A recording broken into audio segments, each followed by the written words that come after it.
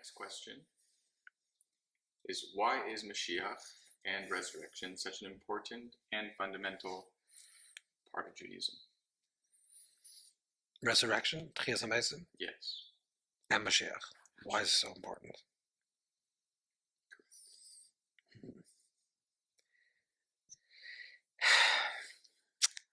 If you understand what Yiddishkeit is, it's not even a question. But we'll take it as a question. Okay, I don't know if the world knows what Yiddishkeit really is. Okay, so we have to explain what it is, what Judaism is. Learning every day. Everyone's learning, so it's infinite. So one of the 13 principles of faith, of the Rambam's principles of faith, is Mun and Tchias HaMesim. Let's talk about Tchias HaMesim, resurrection. That the belief in the resurrection, obviously the question is, that's a question, seemingly a question is, I understand the oneness of God. I understand that Torah Mishamayim, Torah is given from heaven. I understand that prophecy, these are all things that make sense. But why do I have to believe that the body will be resurrected? Like that's like and okay, you believe, but you have to, it's a fundamental. And if you're not, you can consider a kafir, or it's heresy not to believe that. So if you look in the davening, the Shema Esrei, every single day, when we daven the second passage, second blessing, we talk about Tchias HaMesim 3 times, the resurrection of the dead 3 times. And the Avudram and the Shalakha, there's many tzaddikim write that the 3 times of resurrection are talking about 3 different types of resurrection. 3 different types. There's the resurrection that occurs within nature through the passings of the season. There's a resurrection that occurs within the own being of a human being, and then there's the collective resurrection. The first resurrection that we talk about, which is obviously connected with rain, is why we talk about rain during the time of the resurrection. That rain is like the resurrection. Is when we look at the world, we see in the very nature of creation, the way the world was created, is that the world sometimes goes through processes, not sometimes, always going through processes of sleeping and then reawakening. You know, the Pinson says that even if you look at a body of water, so there's like the water when it's placid, and then when there's waves that rise up. So there's like the sleeping state and the aroused state. Everything goes through stages. When you look at the world, let's say you're living in the northern hemisphere and it's winter and it's cold. You look outside, the trees are bare. Everything seems dead. The bears are hibernating. You know, animal life is less. Everything seems still. The water is frozen to ice. Life comes to a standstill. And then all of a sudden, spring comes along, and everything becomes resurrected. The world becomes revived. Everything that looked dead becomes animated. This is something that we have to understand very deeply, that this truism of the revival of things is an innate process within creation. Something also we think about within our own selves. Sometimes a person is, God forbid, a little depressed, then they get up, or God forbid, a person is not feeling well, and then he becomes well. These are all forms of Tchias HaMesim. These are all forms of resurrections. Then there's the collective resurrection. What we see from this is that there's a certain way of looking at this world that seems to be dormant, closed, cold, regressing, moving downward. Things are always getting worse.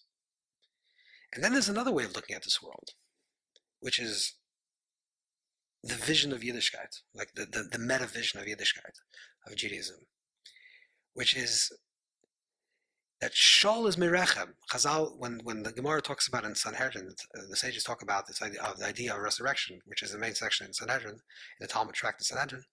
The Gemara says, one of the sages say, "Man lo havachaya, havachaya, man havachaya lo havachaya." Like something that was not alive becomes alive. Something that was not alive certainly would become alive. Or Shol Mirechem, it says, just like when the abyss is similar to the womb. Just like in the womb, something goes in and then eventually something comes out. The same thing also in Sheol, like in the depth of the abyss. The person is buried and eventually will emerge. What this is really saying is that we believe, and belief is not just pie in the sky, some type of abstract belief, but we believe and Amunah comes. The word Amunah is Oimen, something that we work on. It's a belief system that we live. We believe it and we live it. We believe that the world is constantly moving forward, upwards. It's always moving in the correct direction. The arch of history is always moving forward. It's always moving towards the Olam Yichud. It's always moving to the place of unity. Okay, yes, there's setbacks and things sometimes go backwards for a short period of time, but the overarch trajectory of history is moving towards Yichud. Therefore, we are always dreaming, aspiring, having belief that no matter the situation, no matter how dark it seems and how bleak it seems, there's always the possibility to resurrect. Because the world will eventually completely resurrect itself. Everything will eventually resurrect. Everything will reach its perfection. There's the image of the phoenix, of arising from the ashes, Chazal speak about this. The Medrash speaks about this in Medrash Niyav. It's a passage about Chol, that Klal Yisrael is this idea of this phoenix is like, we say that no matter what it appears to be, no matter how dark it appears to be, no matter how despondent we should be, and no matter how despair it seems that we should have, we always say that no, we can resurrect. We can build, we can create, we can believe, we can dream, we can imagine, we can create something even more wonderful. This is the way we live, because we always we live in the present, but our minds are moving towards the future. We're being pulled by the future, as opposed to being held back by our past. There's two ways to live this world. One way is to think about that I am presently just the effects of the past. So, let's say a history repeats itself. Everything will, what happens will eventually happen, and it's just a wheel that turns in the same direction. And there's no real progress. It's just moving in the same place. So you're pushing up the boulder, and it never gets. And when you get to the top of the boulder, it falls down. That's a very pessimistic view of the world, and the Torah is fighting for that. The Yiddishkeit is fighting for the view that says, despite everything, despite every single prediction that says it's impossible, if you push and you believe and you're connected to something that's higher, it is possible. Everything is possible. The first Jew is a joke. The first Jew is called a joke because he was not supposed to be. And it's Kates Chaya, Yitzchak means the end of life. There's no life. Yitzchak doesn't have life. He's the whole existence of Yitzchak, and yet he exists. Avram was told that it's impossible for him to be born. The stars predicted that he won't have a child from Sarah, and yet that's him. He's the joke of history. He's the Vatischak Yom Achron, the joke of history. The joke of history is that despite everyone saying that it's ends and it's finished and there's no possibility, we say no, there's always a possibility because we're connected to something that's higher.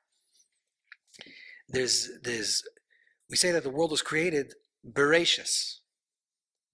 Bereshis means not in a beginning, but Bereshis means for a beginning. That there's a purpose in the beginning. That the purpose is that it's moving towards something. There's a rashis going on. There's a rashis. There's a beginning that says it is what it is and it's going to die. Eventually it's going to die. That's Amalek. Amalek is the coldness, the skepticism, the cynicism, and Emunah, faith, is not just belief. It's a proactive, engaged belief that we are empowered to be co-creators, to push forward the world to get to that place of that perfection. That there's that not not that the end will the boulder will just come back down from the myth of Sisyphus. It's just going to come back down. Nothing's going to happen. But no, that achris kiracious. Achris kiracious means that the end will be like the beginning.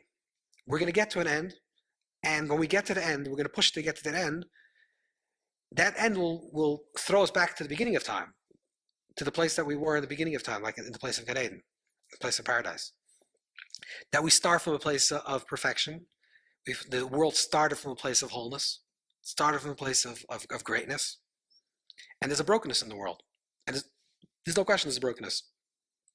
The world is broken. People are broken. Civilization is broken. There's hate, and there's terrible things that people have in this world. But our mission in this world is to bring hope, to bring possibility, to say no matter how bleak it looks, no matter how dark it looks, we're going to push, we're going to believe, and because eventually we're going to get there, and the world is going to get there, whether it's going to be with our conscious choice or without our conscious choice. But either way, the world will get to its perfection. And because we believe that achris v'reishis kolei, the achris, the end, is wedged in the beginning and the end. But the way it be revealed is very different than in the beginning. In the beginning of time, and this is where resurrection is also important. Not only the understanding of the overcoming of darkness, overcoming of despair and despondency and just giving up, of Yesh, is that no matter how dark, we can always create light. We can always do something. We can always make something. But it's also going back to the place of Yichud, to the place of unity. But there's the different types of unity. There's the unity where it exists in the pre-creation story, or when Adam and Eve, Adam and Chava, existed in the story of the Garden of Eden, which is they existed in a state of singularity. Their bodies stretched from one end of the earth to the other. They represented a state of singularity. Their bodies were attached. The metaphor of that idea, or the mashal of that idea, is that they represented a state of singularity. And then comes the whole world, the whole unfolding of creation, this whole narrative of creation, which is a story of tremendous multiplicity and dissension and duality. And multiple lives, and every life living a different way, representing a different type of consciousness and representing a different person into this universe a different way. And then we say, you know what Tchias HaMesim is? You know what the resurrection is? When all of history, all the multiple fractured expressions of history, is trillions of trillions, obviously it's an infinite amount of fractions of historical manifestation throughout creation, will become revealed. So the highest level of Tchias HaMesim, if you think about this is important to understand this.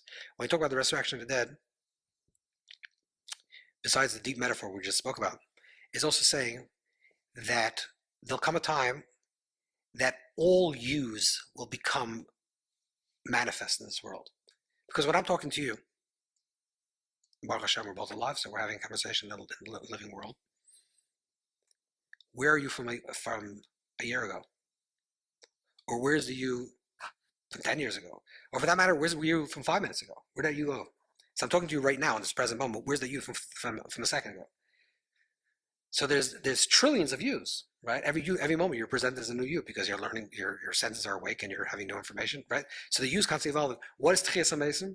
Tchias HaMesim, the resurrection, is not only that the you that was buried after 120 will become resurrected, but the trillions of you, the whole unfolding of history will become revealed. I don't know what that means. Like, I can't really explain that because I don't live. It's possible to explain, right? Not impossible because I don't have the capacity, because it's impossible to explain because it's a quantitative difference, a qualitative difference. But what it means is that all of history. Here's the beginning of creation, which is man as a singularity. Mankind is a singularity, living in a place of unity. Here's all the place of dissension and duality and all the multiplicities of all creation.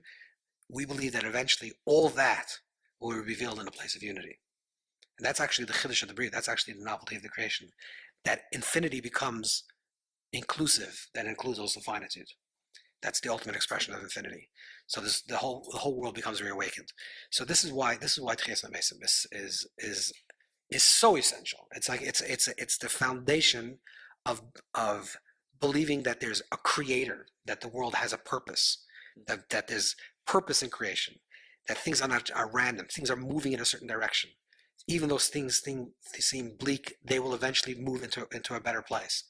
And the belief in Moshiach, in redemption, is not passive. It's not a passive thing. There's a kivui, there's a desire for it. I long for it. I try to create that world in my own life as much as possible, in the way I project myself, in the way I think about my life, the way I think about my spouse, my children, my family, and the world at large. This is the way we have to fight for this. This is the world that we have to bring into the creation, and that's our choice, because whether we do or not, this is what's going to happen. This is the world will get to that place, and we have the merit to be Hashem's partners in this world. This is a tremendous chus that we have. This tremendous merit that Hashem says, "I'm giving you the keys. I want you to do. You're on your own. If you're not going to figure it out, eventually I'm going to figure it out for you."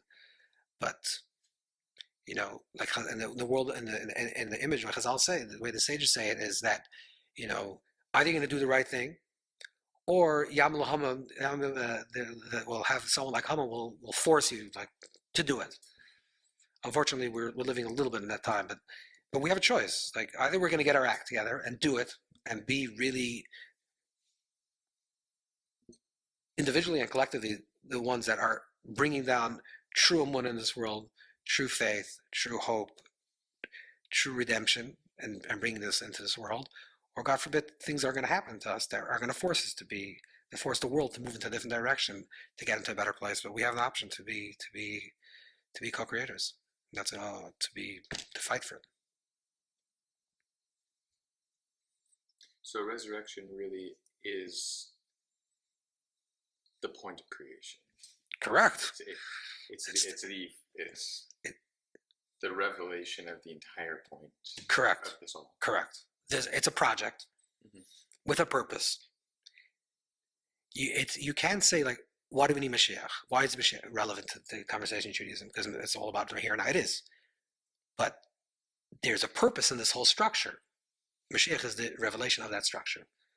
So part of that revelation of the structure is the resurrection of everything that was. Because that's the place of unity.